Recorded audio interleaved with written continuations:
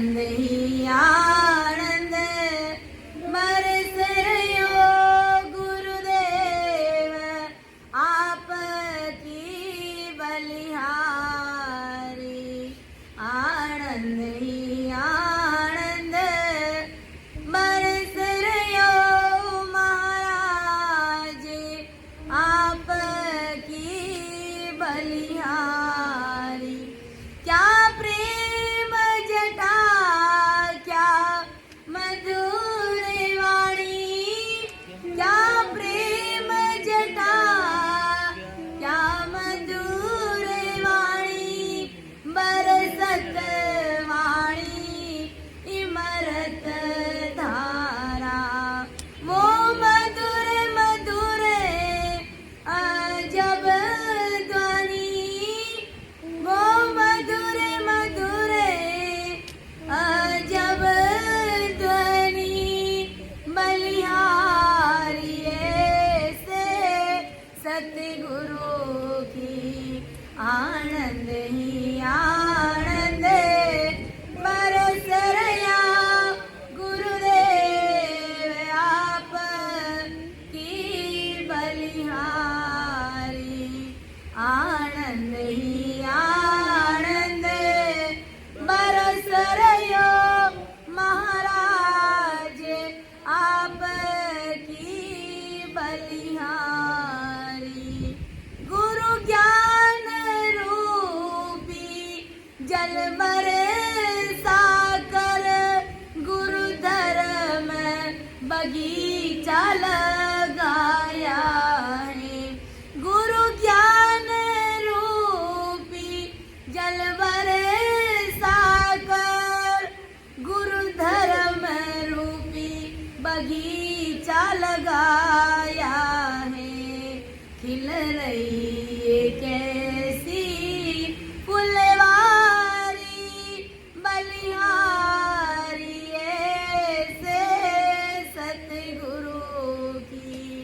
खिल रही ये कैसी फुलवारी, बलिहारी ऐसे सतगुरु की।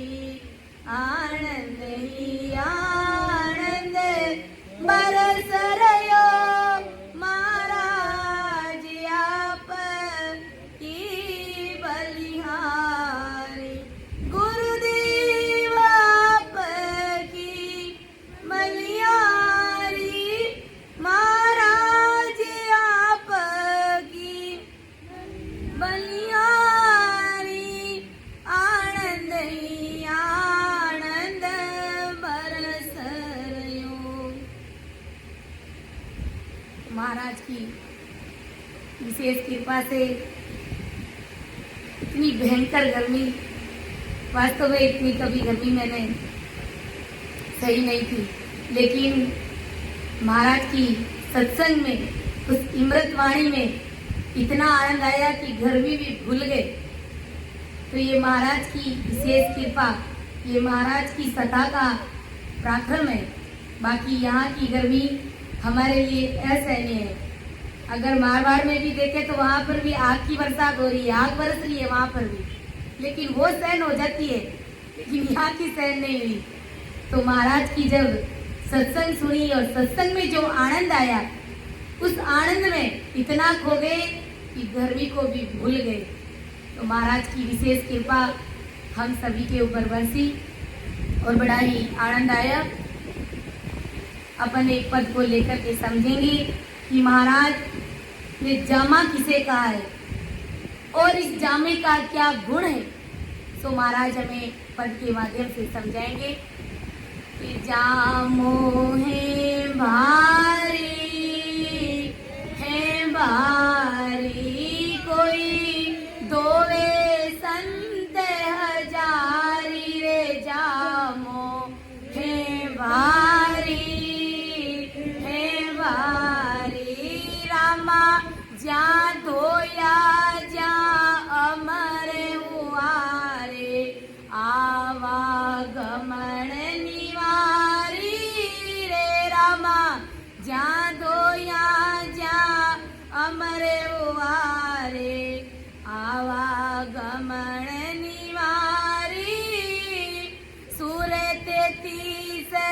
सकल सोई बंचे सोर 33 सकल सोई बंचे मिलणो दुर्लभ चारी रे जामो हे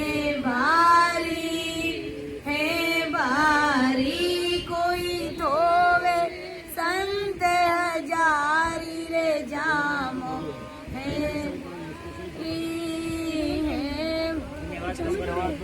रामा जामा माये अनंत गुण होई जे कोई ले विचारा रे रामा जामा माये अनंत गुण होई जे कोई ले विचारा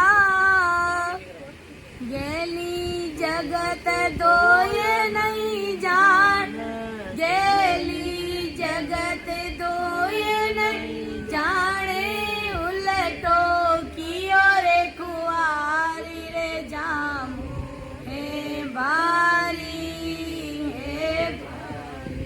कोई धोवे संत जारी रे जामो हे भारी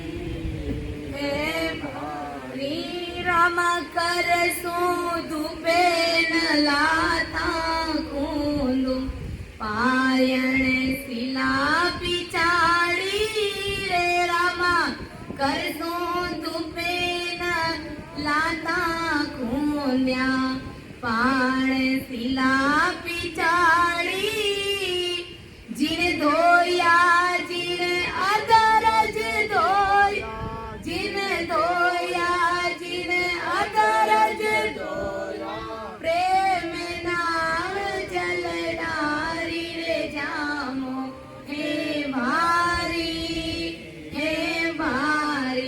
कोई धोवे संत हजारी रे जामो हे भारी रामा जल सू दुबे न साबुण दिया कीमत कठिन करारी रे रामा जल सो दुबे न साबुण दिया कीमत कठिन करारी मुनिया तपस्या सीधा पीरा मुनिया तपस्या सीधा पीरा तो यो नहीं रे लिगारी रे जामो हे भारी कोई धोवे संत हजारी रे जाम हे भारी रामा धोबी कोट निनाणो कसी बाल जाल गया पाड़ी रे रामा धोबी कोट निनाणो कसी बाल जाल गया पाड़ी अनंत कोट संतान धोय अनंत कोट संतान कसरन भागी सारी रे जामो हे भारी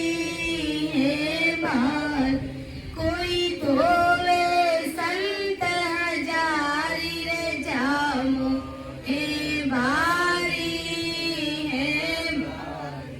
रामा पाचू ज्ञान तथिंगर पाया कर गया पगल विचारी रे रामा पाचू ज्ञान तथिंगर पाया कर गया पगल विचारी जन सुख राम दोरे लाल जन सुख राम दोर लागा करड़ो मतोर दारी रे जामो हे भारी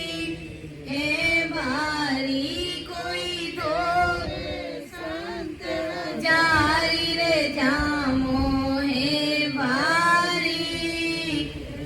भारी कोई दो संत जा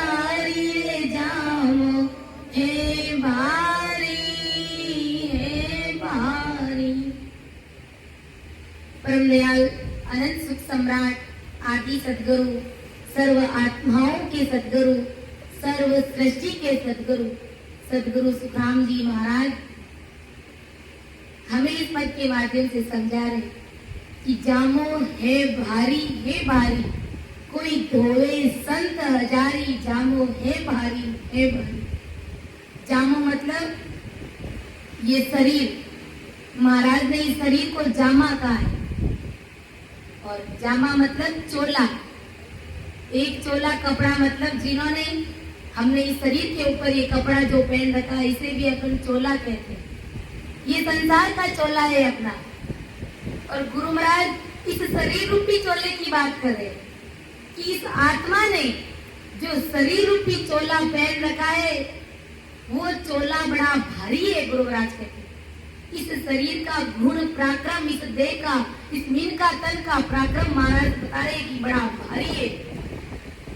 शरीर पर पहना हुआ चोला यानी कपड़े का पहराव, जैसे हम शरीर पर भारी हल्के चोले पहनते, वैसे जीव यह मनुष्य शरीर का कार्तिक चोला, ये हमारी देह। और ऐसे ही महाराज फरमा रहे कि देवताओं का कारणिक चोला, जो देवता जिन्होंने जो शरीर धारण कर रखा है, तो देवताओं की वो कारणिक चोला दे। और नरक कुंड का याचनिक चोला, जब कोई जीव नरक कुंड में जाता है तो उसके लिए अलग दे बनाते, तो वो याचनिक चोला। उस चोले की बात महाराज फरमा रहे कि 84 लाख योनि का स्थूल चोला, एक ये चोला। ऐसे अलग अलग अनेक प्रकार के चोले जगत में जीव पहनता है, और इन सब चोलों में मनुष्य देह का मोल नहीं है, मनुष्य देह का कोई मोल नहीं है। यानी ये हीरे के समान मनुष्य शरीर है, ये चोला अजब गजब का है। गुरु महाराज कहते ऐसा भारी चोला है, परंतु सभी का यह मिला हुआ चोला अनंत जन्मों के अनंत प्रकार के कर्म रूपी कीट से गंदा हो रखा है। हम सभी 84 लाख योनि भोग करके आए, हम सभी ने जीव जंतु के रूप धारण किए थे। तो गुरु महाराज कहते कि सब ने अलग अलग प्रकार के चोले पहने, और उन सब चोलों में नाना प्रकार के हमने कर्म रूपी कीट कर दिए, यानी बहुत से कर्मों का भारा हमने बांध लिया। और अब हमें मनुष्य शरीर मिला है, तो इस मनुष्य शरीर से उन कर्मों को अपन काट सकते, उस गंदगी को अपन साफ कर सकते, यानी प्रारब्ध कर्म, क्रियमान कर्म और संचित कर्म, ये 3 प्रकार के कर्म हमको लगे हुए हैं। तो ये कर्म इस मनुष्य देह से ही अपन काट सकते। बाकी अन्य किसी भी चोले में अगर चले गए, यानी किसी भी शरीर में अगर चले गए, कोई भी शरीर अपने 84 लाख योनियों में धारण कर लिया, तो गुरु महाराज कहते हैं कि इन तीनों कर्मों को अपन नहीं काट सकते। जब तक ये 3 प्रकार के कर्म हमारे करते नहीं है, तब तक इस चोले की गंदगी साफ होती नहीं, अर्थात मैल मिटता नहीं है। और जब तक वो मैल और गंदगी साफ नहीं होती है, तब तक गुरु महाराज कहते हैं कि इस जीवात्मा का परम मोक्ष नहीं होता है। इसलिए इस आत्मा ने मन से कहा है, तो बियारे दरगाह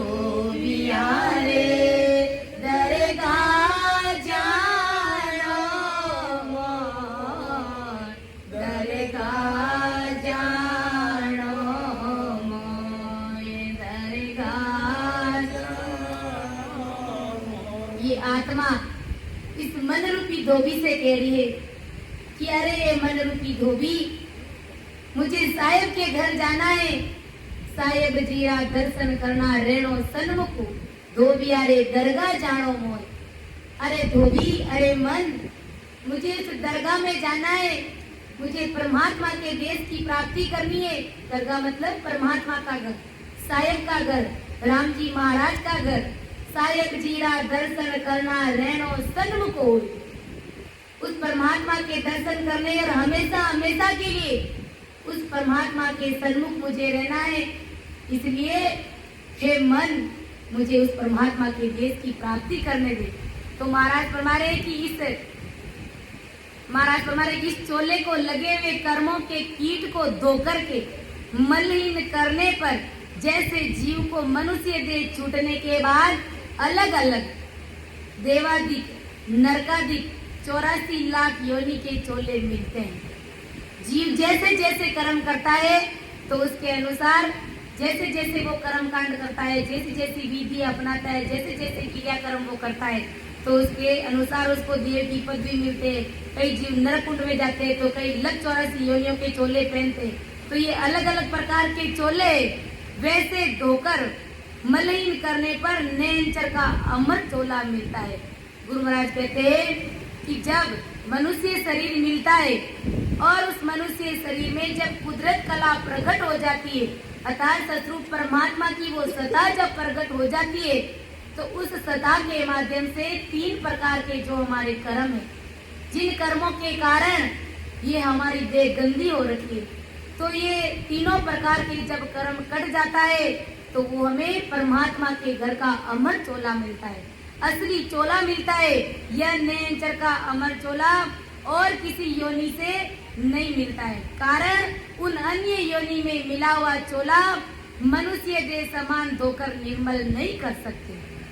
अगर हम 84 लाख योनियों में चले गए, गाय, कुत्ता, भैंस, बिल्ली, सुअर, भैंस और पशु पक्षी, सांप, बिच्छू, अगर अपन कुछ भी बन गए तो गुरु महाराज कहते हैं कि उस चोले को अपन धो सकते हैं क्या? चोले को धोना मतलब अपन भक्ति कर सकते हैं क्या? अपने कर्मों को मिटा सकते हैं क्या? अपने गंदगी को साफ कर सकते हैं क्या? और गंदगी साफ हुए बगैर परमात्मा मिलते नहीं। वही बात महाराज फरमा रहे कि जिस प्रकार शरीर पर कपड़ा गंदा पहना हुआ होता है तो उस कपड़े को अपन साबुन से साफ कर देते। अगर वो साबुन से साफ नहीं होता है तो सरफ रगड़ते, सरफ से भी साफ नहीं होता तो उसको पत्थर पर पिचाट करके मारते, जैसे तैसे भी उस गंदगी को साफ कर देते। गुरु महाराज भी वही बात बता रहे कि इस प्रकार इस शरीर रूपी चोले को भी धोना है, अर्थात प्रारब्ध कर्म, क्रियमान कर्म और संचित कर्म, इन तीनों कर्मों की गंदगी को साफ करके हमें जीते जी परमात्मा के देश की प्राप्ति करनी है। तो महाराज फरमा रहे कि यह नैनचर का अमर चोला और किसी योनि से नहीं मिलता है। कारण कि उन अन्य योनि में मिला हुआ चोला मनुष्य देह समान धोकर निर्मल नहीं कर सकते। यानी 84 लाख योनियों में अपन राम नाम का सिमरन नहीं कर सकते, हम सतगुरु जी महाराज का शरणा धारण नहीं कर सकते। 84 लाख योनियों में अगर चले गए तो क्या अपन परमात्मा की भक्ति कर सकते हैं? क्या हम सतगुरु जी महाराज के पास जाकर के शरणा ले सकते हैं? नहीं ले सकते। तो महाराज यही फरमा रहे कि और किसी अन्य योनि में ये चीज नहीं मिलती है। कारण उन अन्य योनि में मिला हुआ चोला मनुष्य देह समान धोकर निर्मल नहीं कर सकते। इस मनुष्य देह से ही अपन भक्ति करके इस चोले को साफ कर सकते हैं, परमात्मा के देश की प्राप्ति कर सकते हैं। यानी मनुष्य शरीर से ही अपन इन कर्मों को काट सकते हैं। मिले कांतन सोने या वेदनी को, मिले कांतन सोने या वेदनी को, हर जी का जस गाए राम राम, हर जी का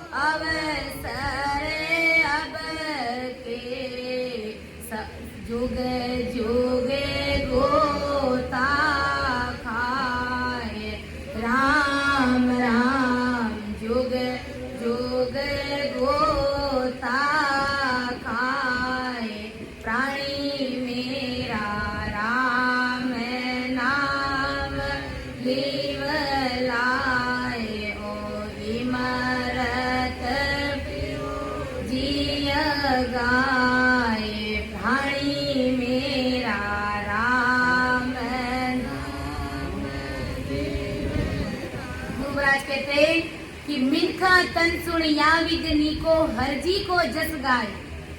इस मिनखा तन से ही अपन हरजी के गुणगान गा सकते हैं, अर्थात परमात्मा की भक्ति अपन कर सकते।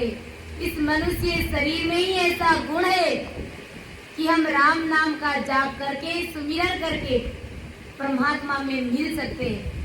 इसलिए महाराज फरमा रहे कि अरे मेरे प्राणों से प्रिय प्राणियों, राम जी महाराज की भक्ति करो। ये राम जी महाराज का नाम अमृत के समान है और इसे तुम ढाप करके पियो। मत भूलो संसार सुख में ये सब विषय रस खाए। अरे संसार के सुखों में तुम इस चोले को धोना मत भूलो, अर्थात तुम परमात्मा की भक्ति करो, क्योंकि अब के अवसर अवश्य आयो सब तन कर्म मिटाए। अब की बार ये सुनहरा अवसर आया हुआ है, ये चोला मिला हुआ है। चोला तो हर जोड़ में मिल जाएगा, लेकिन मनुष्य शरीर रूपी जो चोला मिला है, इस चोले से हम राम जी महाराज के देश की प्राप्ति कर सकते। बाकी अन्य किसी भी चोले में अगर चले गए तो गुरुराज कहते हैं कि वो शत्रु परमात्मा हमें नहीं मिलने वाले हैं और वो चोले भले ही हमेशा ही अपन बदलते रहेंगे लग 84 योनियों में, लेकिन गुरु महाराज कहते हैं कि परमात्मा मिलने वाले नहीं है। कि अब के अवसर अवश्य आयो सब तन कर्म मिटाए। यानी 84 लाख योनि में हमने जितने भी कर्म किए थे, उन कर्मों को अपन इस मनुष्य शरीर रूपी चोले से मिटा सकते। ये हमारे लिए गोल्डन चांस आया है। सतगुरु साहेब की, परमदयाल आदि सतगुरु सुखराम जी महाराज की हमारे ऊपर भारी मेहर है। इसलिए महाराज कह रहे कि जे तू चूक्यो अवसर अब की, जुग जुग गोता खाए। अब की बार ये जो चोला तुझे मिला हुआ है, ये मिनखा तन तुझे मिला हुआ है, ये अवसर आया हुआ है, इस अवसर को चुका दिया, अर्थात इस चोले को ऐसे ही व्यर्थ में गंवा दिया, तो गुरु महाराज कहते हैं कि जुगान जुगों तक तुम्हें गोता पड़ जाएगा।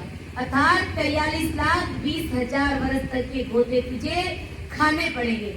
अगर इतना गोता खाने के बाद में अगर वापस मनुष्य शरीर भी मिल गया तो सतगुरु जी महाराज का शरणा नहीं मिला तो क्या करेंगे।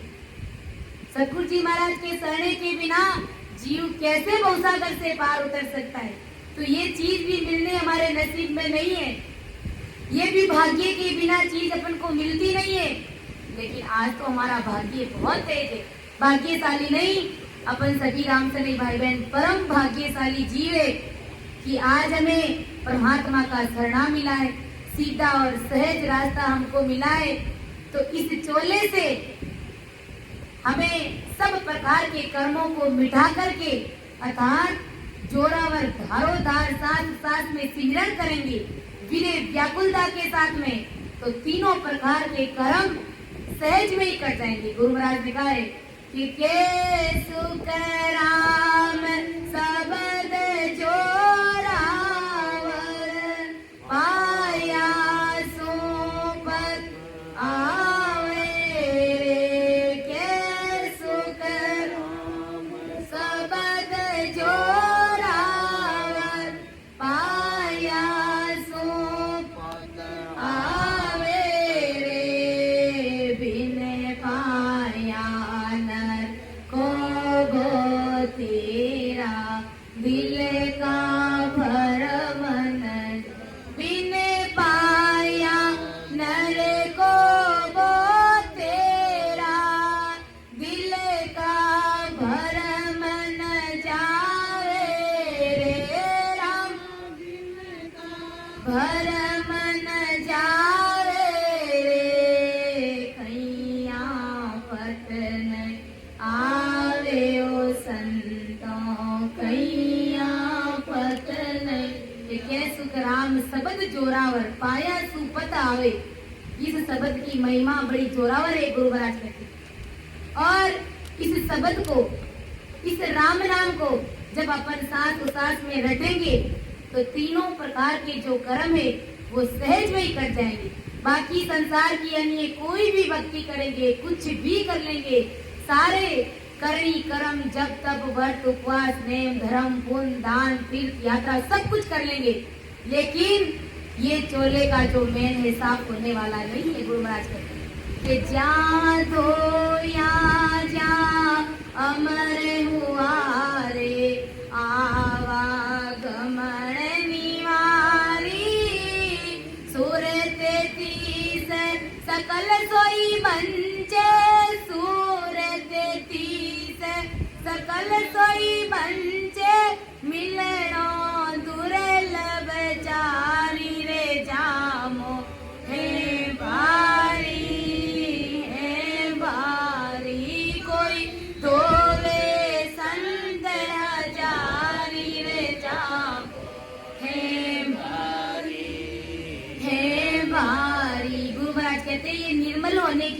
सिर्फ मनुष्य देह में है। ऐसा मनुष्य देह करोड़ों संतों को मिला है।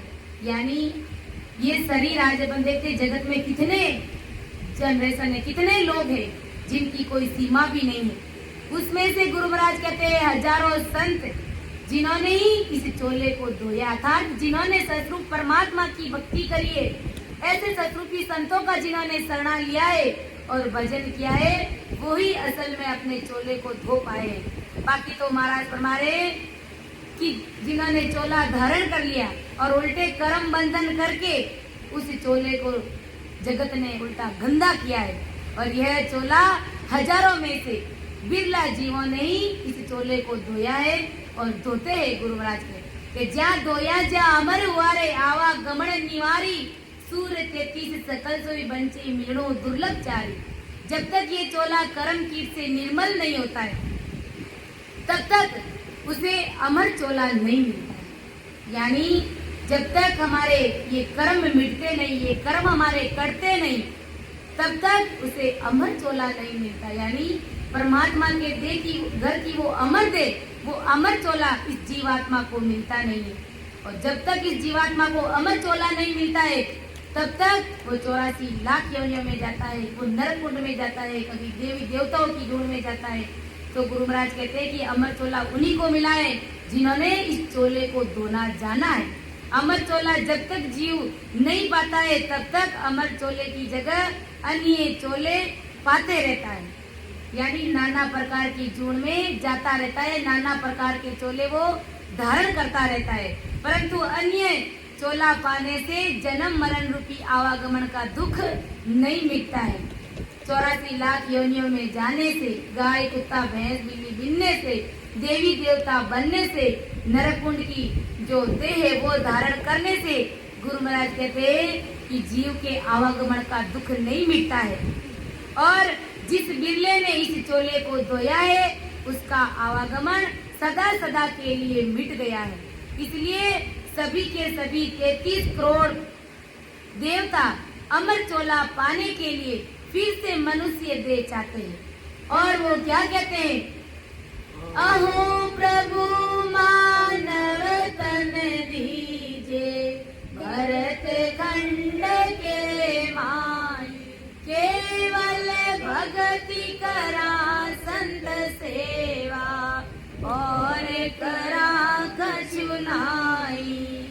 वो इस प्रकार से 33 कोटि प्रकार के देवता, 10 अवतार, ब्रह्मा विष्णु महादेव शक्ति, ये सब शत्रु परमात्मा से आराधना वंचना विनती करते, रोते हैं उनके सामने कि हो राम जी महाराज हमें भरत खंड में जन्म दो और ये मनुष्य शरीर रूपी चोला दो, ताकि इस चोले के माध्यम से हम कर्मों को काट करके आपके देश की प्राप्ति कर सके। संतों का सानिध्य लेकर के ऐसी राम सभा में बैठ करके सत्संग सुन करके राम नाम का जाप करके हम इस चोले को साफ कर सकते हैं। तो देवी देवता भी इस चोले की वंचना करते हैं, परमात्मा से अरदास और विनती करते, और ये चोला हमें मिला हुआ है, ये देव दुर्लभ शरीर हमको मिला हुआ है। तो विचार कीजिए, अपन सभी रामसनी भाई बहन उन 33 कोटि देवताओं से भी परम भाग्यशाली जीव है, वो बड़े अभागी है। गुरु महाराज ने क्या कहा है कि इसलिए सभी के सभी 33 कोटि प्रकार के देवता अमर चोला पाने के लिए फिर से मनुष्य दे चाहते हैं। फिर से कैसे? उन्हें भी मनुष्य शरीर मिला था महाराज हमारे, और इन सभी देवताओं को देवताओं का चोला मिलने के पहले ये मनुष्य देह रूपी भारी चोला उन्हें भी मिला था। और उस चोलों में इन देवताओं ने कर्मों से निर्मल करने के बजाय जब तप सत और इस कर्म कांड का गहरा कीट जीव पर लगा लिया। देवताओं को भी मनुष्य शरीर हमारी तरह मिला था, लेकिन उन्होंने इस प्रकार से सतगुरु साहेब का शरणा धारण नहीं किया था। उन्होंने क्या किया? जप किया, तप किया, यज्ञ किया, नाना प्रकार के करणी कर्म किए, तीर्थ यात्रा करी, यज्ञ किया, हवन किया, पुण्य किया, दान किया, सब कुछ किया उन्होंने।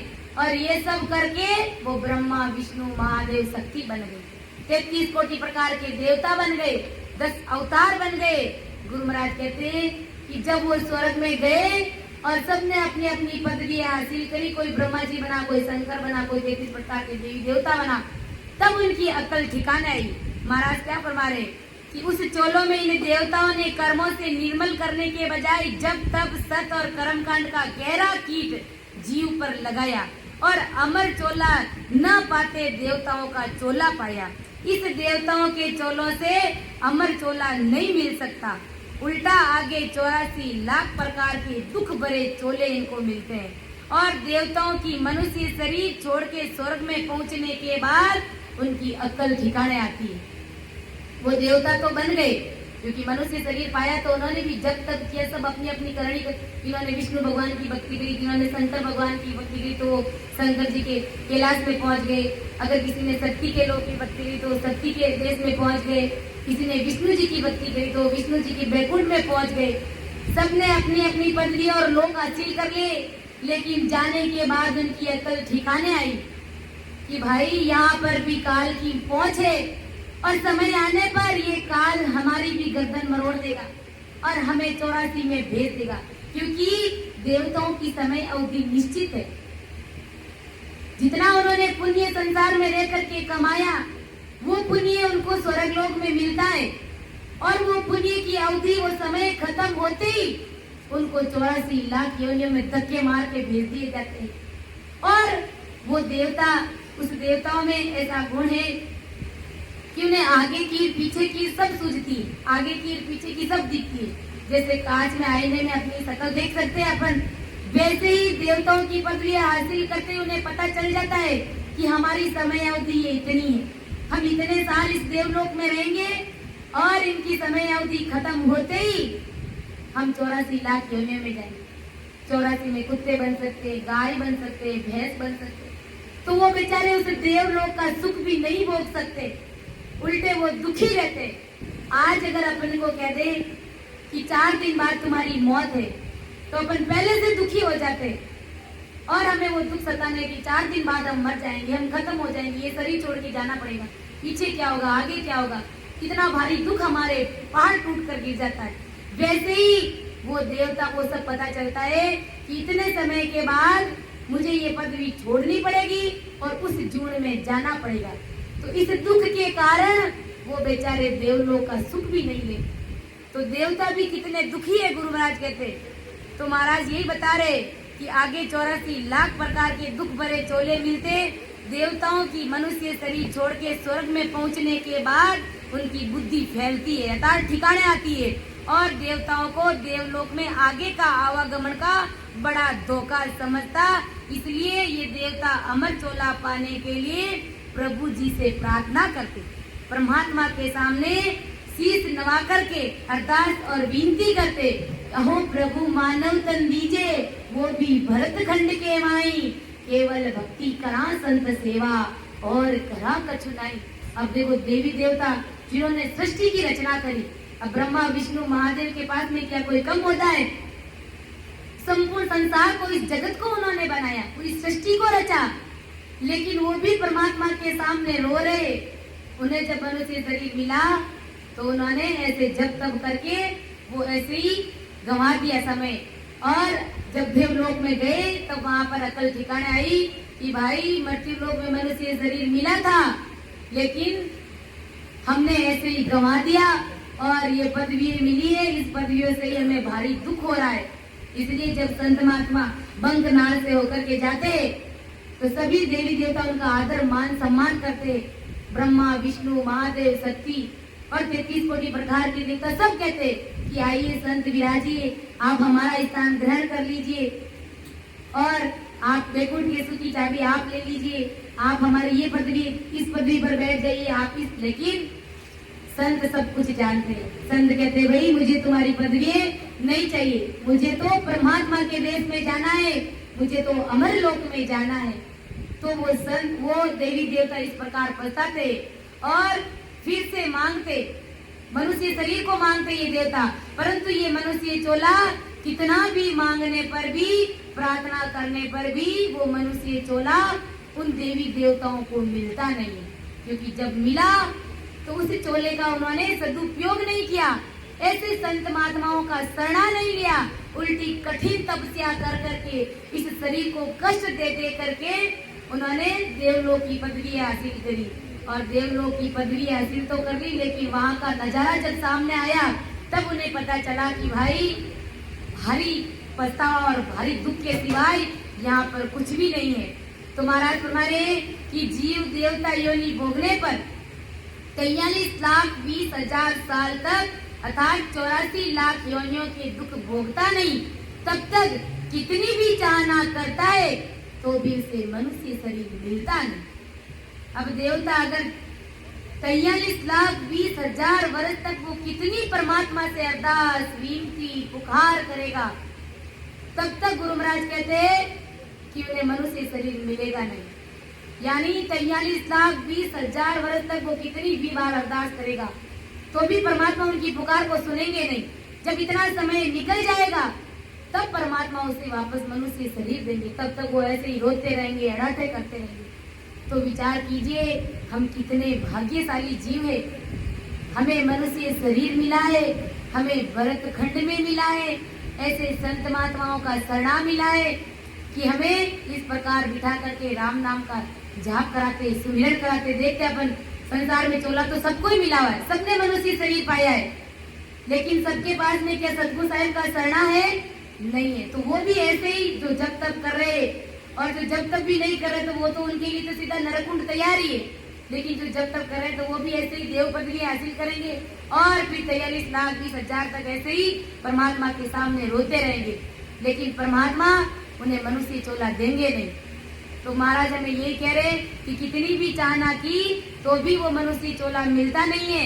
ऐसा ही मनुष्य देह रूपी चोला मिलने के लिए देवताओं को तथा सभी जीवों को मिलना दुर्लभ है। तो ये देव दुर्लभ शरीर जो देवताओं को भी मिलना मुश्किल है, वो शरीर हमको मिला है। तो हमें सोच समझकर निर्णय लेना है कि हमें देवी देवताओं की भक्तियां करके स्वर्ग में जाना है या फिर सतरूप परमात्मा का, ऐसे सतरूपी संतों का शरणा लेकर के हमें परमात्मा के राम जी के देश में जाना है। तो ये निर्णय हमारे हाथ में गुरु महाराज कहते हैं। आगे महाराज क्या समझा रहे हैं? तो समय हो गया है, मैं मेरी वाणी को विराम दूंगी। समझाने में, अर्थ करने में मेरे से किसी भी प्रकार की त्रुटि रही है तो क्षमा करिएगा। सुन जो मैं निर्दोष हूँ, गांठ बांध जस होए, तुम्हारे बोलने हारे हो, क्या जानेगा कोई।